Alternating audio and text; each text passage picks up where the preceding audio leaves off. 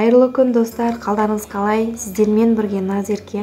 Бүгін сіздерге жегенде ауызда еритін, осындай әдемі, нәзік көрінетін тюльпан самсалардың жасалу жолын көрсетемін. Бұл самсаны дайындағанда қамырдың арасына май жағып орап жүрмейсіздер. Менің рецептіммен дайындап көріңіздер, жегенде ауыздарыңызда еритін болады. Ең алдымен қамырын дайындаймыз. Керекті ұнымызға дәміне қарай тұз, қопсытқыш саламыз. Және бөлме температурасындағы сары майды салып, жақсылап, ұн мен сары май толық араласқанша қолымызбен мыжғылап араластырамыз.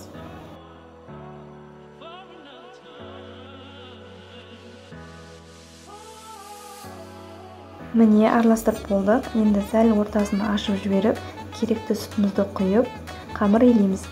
Егер де қамырыңыз аздау болып қалатын болса, тағы да үстіне сүт қосып, ұн салып, жұмсақ қамыр илеп аласыздар.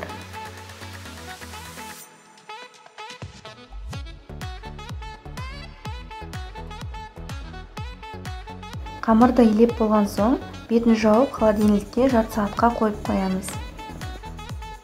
Енді фаршын дайындаймыз. Мен керекті заттарды алдын ала майлап турап алдым. Таза тұзымызға пиязды, картошканы, тартылған етімізді және шимай саламыз. Шимай салсаңыздар өте дәмді болып шығады. Салмай қойсаңыздар да болады. Өз қалауларыңыз бойынша дәміне қарай тұз, бұрыш, паприка салып және сұйық май құямыз. Жақсылап араластырамыз бір келкі масса болғанша.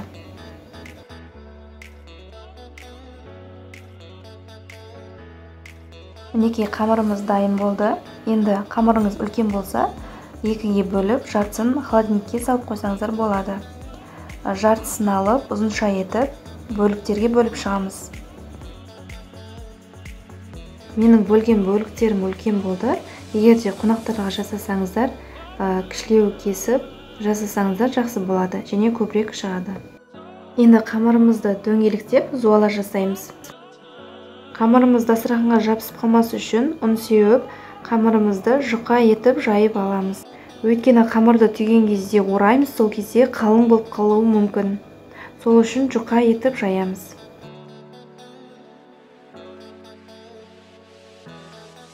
Енді пышақпен ортасынан шетіне қарай кесіп, дайындаған фаршымызды салып, видеодағыдай әдемілеп орап шығамыз. Қамырымызды қолға алып, алдымен ұзынша етіп жабыстырамыз, сосын екі ұшын біріктіріп, жабыстырып жібереміз. Сонда асты дөңгелек болып шығады.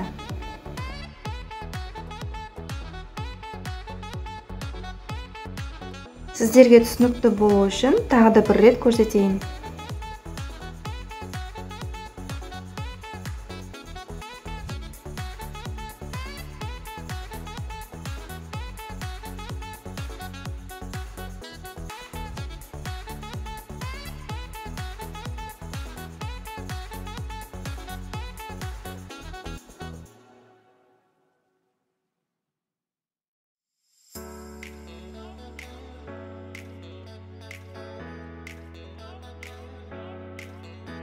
Мен қамырды түйген кезде осылай үш бұрышты етіп және сопағынан үш түрлі қылып түйіп алдым. Ол өз қалауларыңыз бойынша.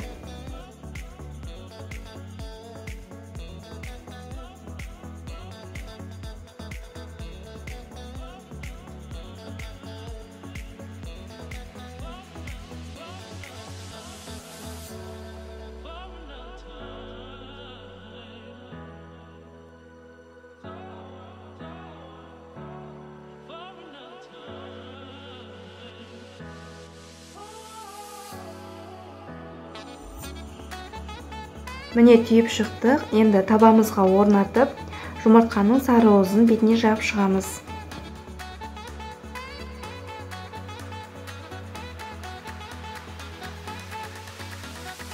Бетін әрлегенде мен жартысына күнжіт септім, жартысына макты сеуіп шықтым. Ол өз қалауларыңыз бойынша. Дайындап болған соң қызып тұрған пеште 180 градуста қызарғанша пісіріп аламыз. Шамамен 25-30 минуттай. Міне самсаларымыз дайын болды. ас болсын. Егер де видеоны соңына дейін қараған болсаңыз, лайк басып, комментария жазып, каналыма тіркелуді ұмытпаңыздар. Алда әлі көптеген тағамдардың, тәттілердің рецептімен бөлісетін боламын.